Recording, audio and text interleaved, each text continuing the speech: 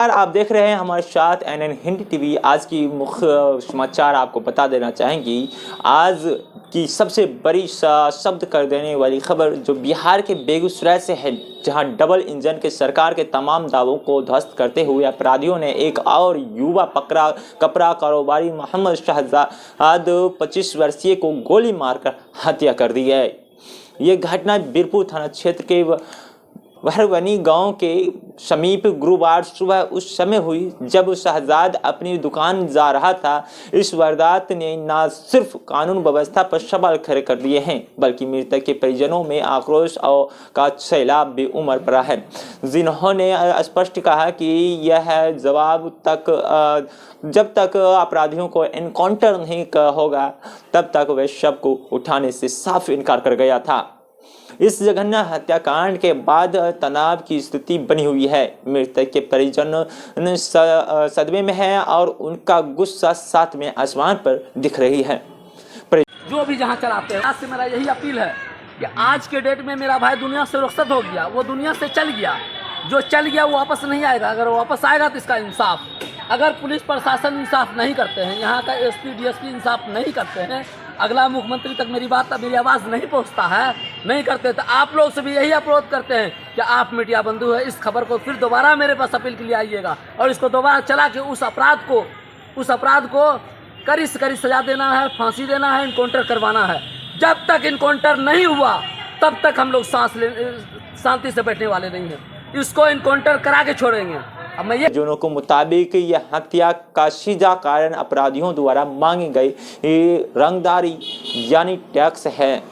मोहम्मद शहजाद 25 वर्षीय जिनकी उम्र थी, जिनकी मात्र 6 महीने पहले ही शादी हुई थी, अपराधियों के द्वारा 3 लाख रुपये की रंगदारी टैक्स देना पीछे मांगा था। पिछले साल 1 लाख रुपये की भी डिमांड की गई थी। परिजनों ने गांव के ही पंकज कुमार और उनके 2 साथियों विजय पासवान व कन्हैया साहनी पर वारदात को अंजाम देने का सीधा आरोप लगा रहे हैं। 3 साल से रंगदारी मांगी जा रही थी। पहले भी मारपीट हुई थी जब पुलिस ने आरोपियों को पकड़ा था, लेकिन जेल से बाहर आते ही वे फिर से सक्रिय हो गए। इस मामले में पंचायती भी हुई थी, जिसमें मुखिया और सरपंच समेत ग्रामीण में भी शहजाद को टैक्स न देने का भरोसा दिया था।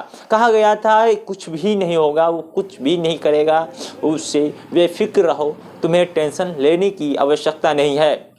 शहजाद के भाई कौशर अली ने बताया कि उन्हें भाई को बाबा स्थान पर घात लगाकर बैठे थे 3 अपराधियों ने गोली मार दी। गोली आंख के पास लगी और परिजन का दावा है कि वह 5 से 6 गोली मारी गई है, लेकिन पोस्टमार्टम रिपोर्ट आने के पश्चात ही ये खुलासा हो पाएगा कि कितनी गोली लगी है और कहां लगी है।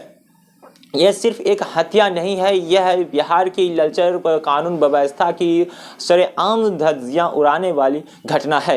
डबल इंजन का सरकार में जहां लगातार अपराधियों के एनकाउंटर की बातें हो रही थी, वहीं अब अपराधियों को मनोबल इतना बढ़ गया कि वे दहाड़े और सरेआम गोली मारकर हत्या कर रहे हैं।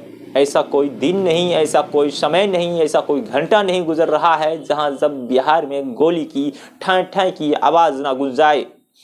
जब से सबसे बड़ा सवाल ये आज पुलिस और सरकार की से है। मृतक के परिजनों का गुस्सा जायज है या नहीं? उनके पिता जो किसानी और मजदूरी करते थे, उनका जवान बेटा मार गया है।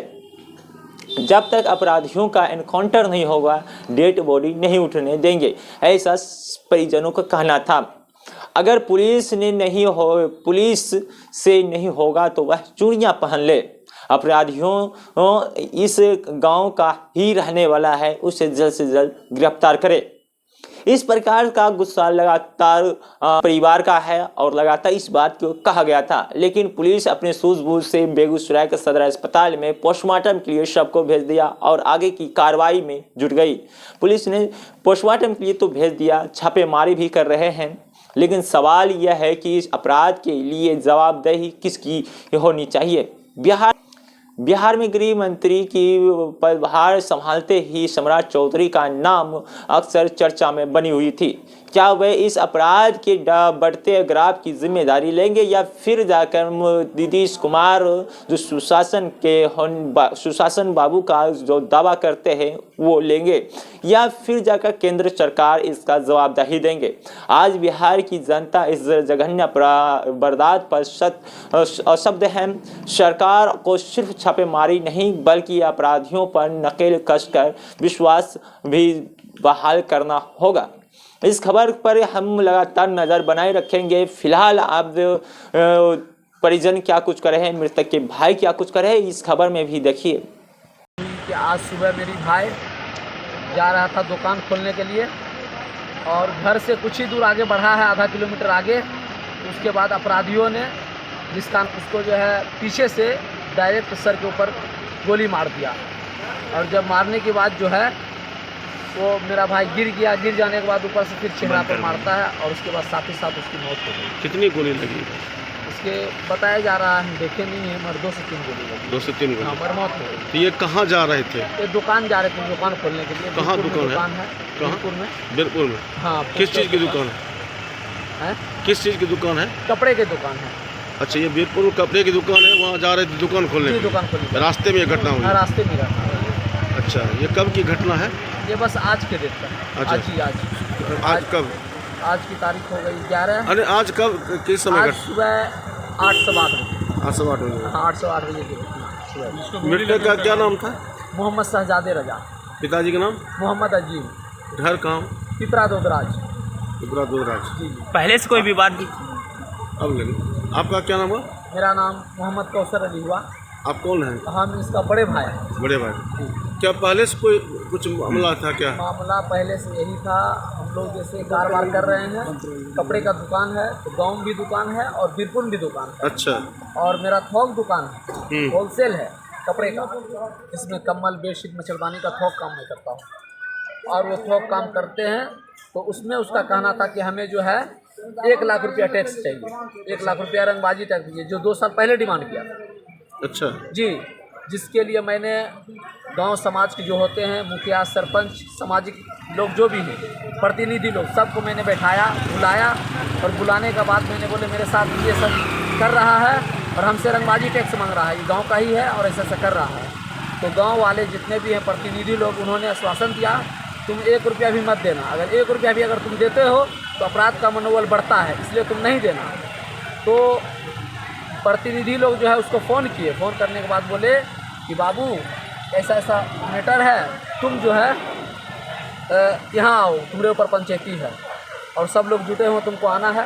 तो उन्होंने बताया कि मैं नहीं आऊँगा, आप लोगों को जो डिसीजन लेना है ले लीजिए और हमको जो डिसीजन है हम ले लेंगे। आज से करीब 2 साल पहले वो नहीं आया। आने के बाद जो है 2 घंटा गुजरा पंचायती होने के बाद, 2 घंटे बाद वो डायरेक्ट हथियार के साथ मेरे घर पर आ गया। मेरे पिताजी को जो है कान में पिस्तौल सटा दिया। सटाने के बाद उस समय हम मेरे घर पर था, तो हम लोग सब भाई थे, 5 भाई थे, सब मिल को उस अपराधी को मैंने पकड़ लिया। पकड़ लेने के बाद जो है उसको थाने वाले को मैं फ़ोन किया कि कानून है, न्याय है, हम कानून के साथ रहेंगे, न्याय के साथ रहेंगे। और पुलिस प्रशासन के बुला के हमने इस कानून को हवाले कर दिया कि सर ये मुजरिम है, वैसे रंगबाजी टैक्स मांगता है। तो हथियार के साथ वो भी केस अभी चल रहा, हथियार के साथ उस व्यक्ति को प्रशासन ने अपने कब्जे में किया और उसको जेल में भेज दिया। जब जेल में भेज दिया, भेज देने के बाद जो है वो जेल गया। लगभग 9 से 10 महीना वो जेल में रहा। 9 से 10 महीना जेल में रहने के बाद उन्होंने फिर आया, उसकी बेल हुई, फिर वो आया। आने के बाद 1 से 2 साल 1 साल कट जाता, फिर 1 साल कट जाता।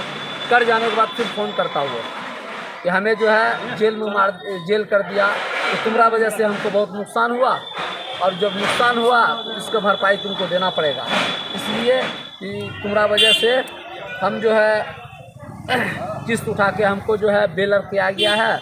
किस्त वाला जो है मेरा सिविल ख़राब हो गया, माई का, भौजाई का, खाने खुराकी का दिक्कत है, इसलिए तुम जो है पैसा तुमको 3 लाख रुपया देना पड़ेगा। हमने बोले भाई मेरे पास पैसा नहीं है, तुम ही एक जगह को, हम भी एक जगह का हैं, और मगर इस तरह जो मेरे ऊपर जो है जुल्म कर रहे हो और रंगबाजी टैक्स मांग रहे हो, ये हमसे संभव नहीं होगा। तब फिर मैंने वही प्रतिनिधि लोग का सहारा लिया, जो प्रतिनिधि लोग पहले फैसला किए थे। और उस प्रतिनिधि लोग को सबको बुलाए, और बुलाने के बाद मैंने बोला कि देखिए मुखिया जी, सरपंच जी, इस तरह के मेरे साथ फिर मामला हो रहा है। उन्होंने आश्वासन, फिर से रंगदारी की मांग जी जी, फिर से। उसके बाद जो है मुखिया सरपंच, कितने दिन पहले की बात? आज से करीब 1 महीना पहले, 1 महीना पहले, 1 महीना 25 दिन पहले हुआ। तो मैंने सबको बुलाया, उसका भी वीडियो मेरे पास। पुलिस में शिकायत किए थे, फिर से रंगदारी मांगी गई थी। सुनिए ना सर, तो मैंने जब पूरी समाज को बैठाया तो समाज बोला कि तुम्हारे पास कानून भी साथ है, हम समाज भी साथ हैं, कुछ नहीं करेगा, तुम 1 रुपया फिर मत देना, तुम बिजनेस करते हो और सीधा सपट समझ के तुमसे डिमांड मांग रहा है। अगर तुम बहकावा मांग गया तो उसका मनोबल बढ़ जाएगा, और फिर जो है तुमसे रुपया आज एक बार लेगा, फिर दोबारा मांगेगा, इसलिए तुमको नहीं देना, समाज तुम्हारा हम साथ है। हम बोले अगर आप साथ हैं तब लिखित दे दीजिए। बोले कोई दिक्कत नहीं होगा, घबराने की कोई बात नहीं। लगभग उस दिन से वो अपराधी घर से गायब था, गांव से गायब था। उस दिन गांव में नहीं था। उसके उस जब बैठक किए थे, जब समाज के लोग थे, तो उस समय उसकी माँ को, उसकी भाई को, सबको मैंने बुलाया कि तुम्हारा बेटा इस तरह कर रहा है, तुम बेटा को संभाल लो, इस तरह नहीं होना चाहिए। सब लोग बोले नहीं होगा, ये बेटा की समझा देगी, बात खत्म कर लो। हम बोले मेरे तरफ खत्म है, अगर तुम ये चाहते हो कोई तरह का वाद विवाद पहले का केस वगैरह है उठाना, तुम उठा सकते हो, मगर तुम अपने आप में फ्री रहो, हम भी फ्री रहेंगे। उसके बाद जो है वो हमसे बातचीत कुछ नहीं किया। मैं पहले जिसमें 3 लाख मांगा था, इसी बार में उसी बार जो बोल दिया था कि जहाँ जो भाई मिलेगा हम तुमको मार दें, और वही काम का अंजाम दिया। मैं यही कहता हूँ आप मीडिया बंदों से, मीडिया वाले भाई से, कि इस वीडियो को अगला जो एक्शन लेने वाले व्यक्ति हैं, जो भी हो, नीतीश कुमार हैं या सम्राट चौधरी, मेरा जवान भाई, आज से 6 महीना पहले शादी हुई है, आपका लोकल निगम में शादी हुई है 6 महीना पहले। और उस औरतों का क्या होगा, उस मेरी बहन का क्या होगा जिससे शादी हुई है, उस पर आप इस पर एक्शन लीजिए, और उस अपराधी को हर हमेशा में किसी न किसी तरह कड़ी से कड़ी सजा होना चाहिए, और उसको डायरेक्ट इनकाउंटर करिए। फिलहाल इस खबर को लेकर आपकी क्या राय है, अपनी राय कमेंट बॉक्स में जरूर दीजिएगा। फिर मिलेंगे एक नई वीडियो के साथ, तब तक दे हमें इजाज़त। पूरा वीडियो देखने के लिए आपका बहुत बहुत धन्यवाद, और इस वीडियो को ज़्यादा से ज़्यादा लोगों तक शेयर भी कर दें।